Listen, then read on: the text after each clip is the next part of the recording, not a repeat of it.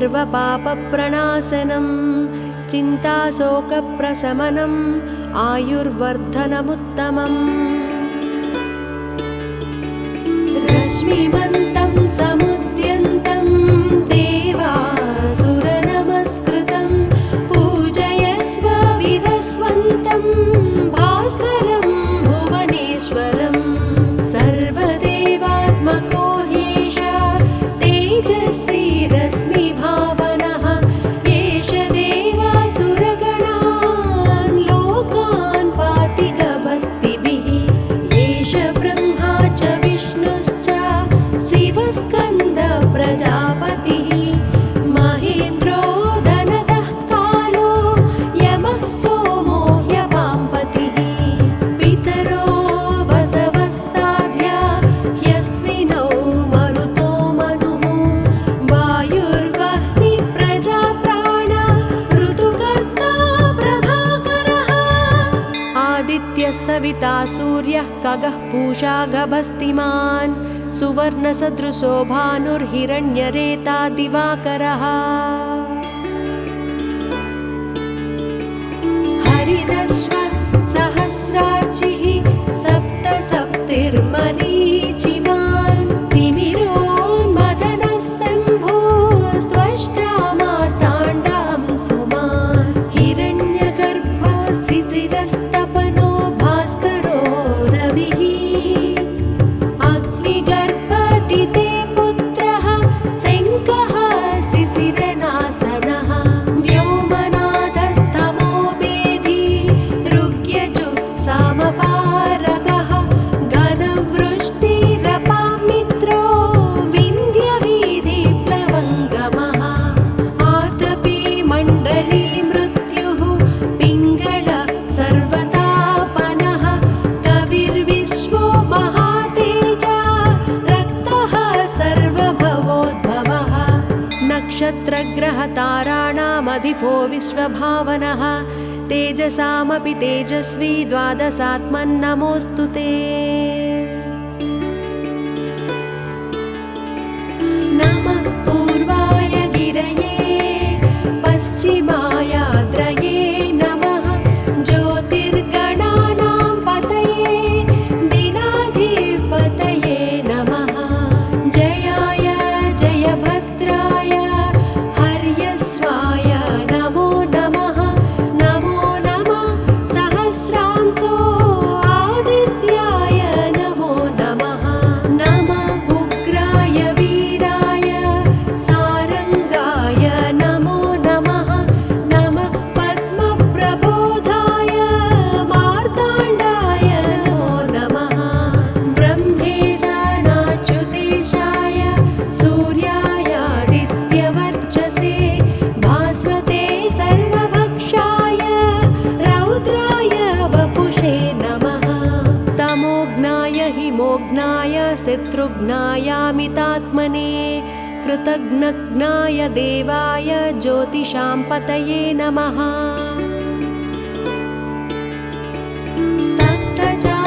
तप्तचामीकराभाय वह्नये विश्वकर्मणे नमस्तमो विनिघ्नाय रुचये लोकसाक्षिणे नाशयत्येष वैभूतं तदेव सृजति प्रभुः पायत्येष तपत्येष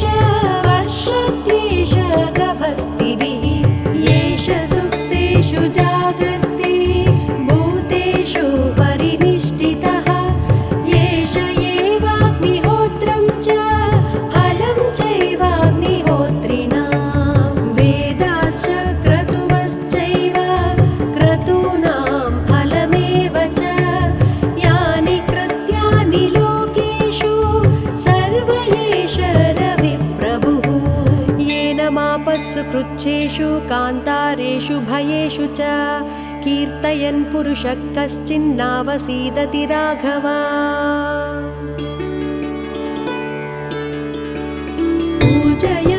पूजयस्वैनमेकाग्रो देवदेवं जगत्पतिं एतत्त्रिगुणितं जग्त्वा युद्धेषु विजयष्यसि अस्मिन् क्षणे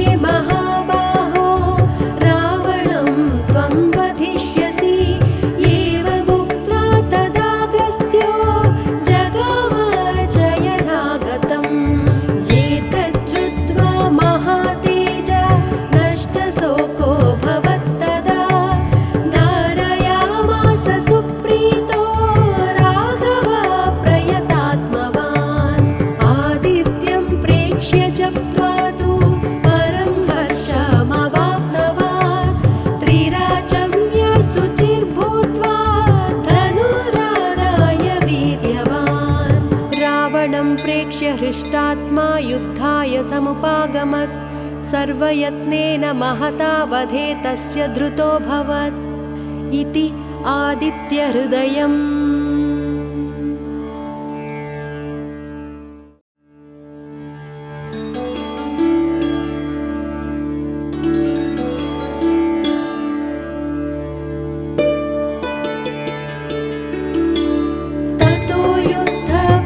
श्रान्तं समरे चिन्तया स्थितं रावणं जाग्रतो दृष्ट्वा युद्धाय समुपस्थितं दैवतैश्च समागम्य द्रष्टुमव्यागतो रणम् उपागम्य ब्रवीत् रामम् अगस्त्यो भगवान् ऋषिः राम राम महाबाहो शृणु गुह्यं सनातनं येन सर्वान् नरीन् वत्सा समरे विजयिष्यसि आदित्यहृदयं पुण्यं सर्वशत्रुविनाशनं जयावहं जपे नित्यम् अक्षयं परमं शिवम् सर्वमङ्गलमाङ्गल्यं सर्वपापप्रणाशनं चिन्ताशोकप्रशमनम् आयुर्वर्धनमुत्तमम् रश्मिमन्तं समुद्यन्तं देवासुरनमस्कृतं पूजयस्व विवस्वन्तं भास्करं भुवनेश्वरं सर्वदेवात्मको ह्येष तेजस्वी रश्मिभावनः एष देवासुरगणान् लोकान् पाति गभस्तिभिः एष ब्रह्मा च विष्णुश्च शिवस्कन्दः प्रजापतिः महेन्द्रो धनदः कालो यमः सोमो ह्यवाम्पतिः पितरो वसवः साध्या ह्यस्मिनौ मरुतो मनुः वायुर्वह्नि प्रजाप्राण ऋतुकर्ता प्रभाकरः आदित्यः सविता सूर्यः खगः पूषा गभस्तिमान् सुवर्णसदृशो भानुर्हिरण्यरेता दिवाकरः हरिदश्वः सहस्रार्चिः सप्तसप्तिर्मरीचिमान् तिमिरोन्मदनः शम्भोस्त्वष्ट्रा मार्ताण्डं सुमान् हिरण्यगर्भो शिशिरस्तपनो भास्करो रविः अग्निगर्भदिते पुत्रः शङ्खः शिशिरनाशनः व्योमनाथस्तमो वेदी ऋग्यजुः सामपारगः घनवृष्टिरपामित्रो विन्ध्यवीधिप्लवङ्गमः आतपी मण्डली मृत्युः पिङ्गळ सर्वतापनः कविर्विश्वो महातेजा रक्तः सर्वभवोद्भवः नक्षत्रग्रहताराणामधिपो विश्वभावनः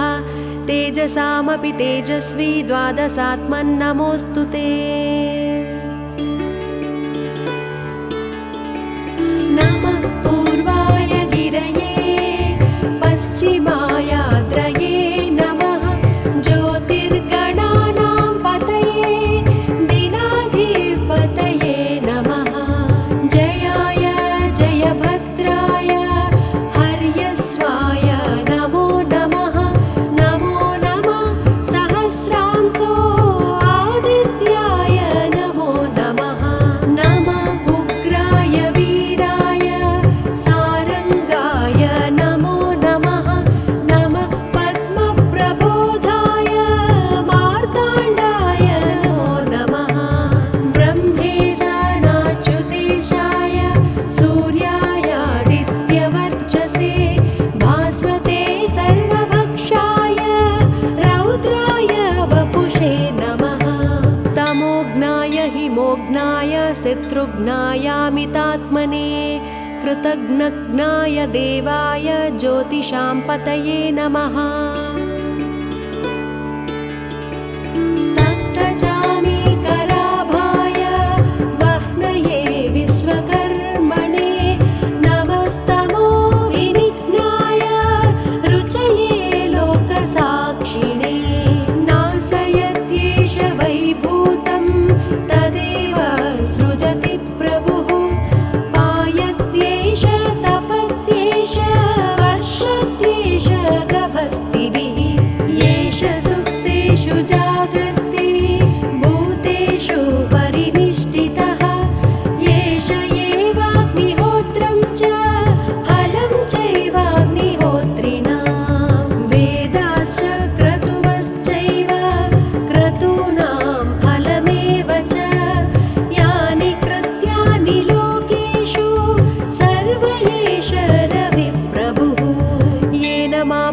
पृच्छेषु कान्तारेषु भयेषु च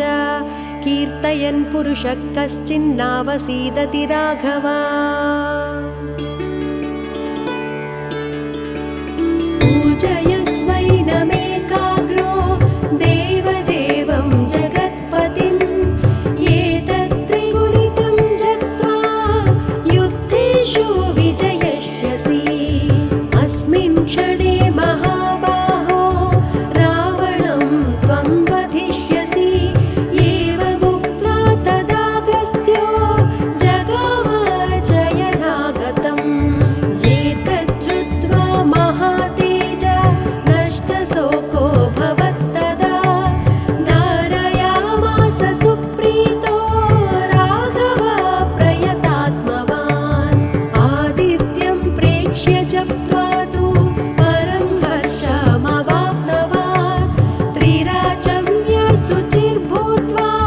धनुरादाय वीर्यवान्। रावणं प्रेक्ष्य हृष्टात्मा युद्धाय समुपागमत्। सर्वयत्नेन महता वधे तस्य धृतोऽभवत् इति आदित्यहृदयम्।